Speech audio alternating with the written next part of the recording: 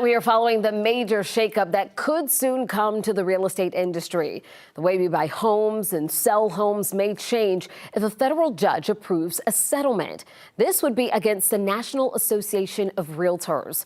The lawsuit claims the NAR conspired to boost agents' commissions.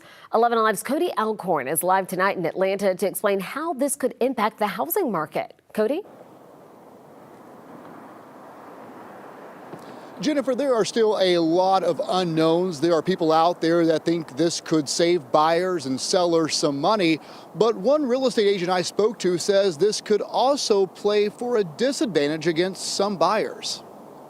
Matt LaMarche is a real estate advisor for England Volkers Atlanta, who's quick to point out everything in real estate is negotiable, from the price to the terms to the closing date to closing costs. Commissions are how real estate agents make their money, typically paid out by the seller. Right now, on an MLS listing, it shows how much the seller is willing to pay the buyer's agent, on average 3%. But LaMarche says it's never been a standard. I think the perception is that somehow there was just this major agreement that we all said 6%. 3% for the seller's agent and 3% for the buyer's agent. There have been norms, if you will, but there's never been a standard that says you have to charge 6%. The National Association of Realtors recently settled a lawsuit. And so basically all of this comes down to there were sellers that felt it was unfair that they were paying for the buyer's broker compensation or fee. If a judge signs off on the settlement. So you as a seller can pay your seller's broker. You as a buyer should also pay your buyer's broker for their representation. Decoupling the two sides of the commission. However this plays out, LaMarche says the most important thing is to go into any deal educated. You know, this is a much more complex scenario and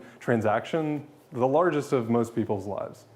And with someone who has your back. You know, we're all running our own business, and it's up to us to determine what our value is, but also the results that we're able to deliver. When you're looking to buy. If you don't know what you're looking at, and if you don't have an inspection done, as an example, those things could cost you tens, if not hundreds of thousands of dollars in repairs.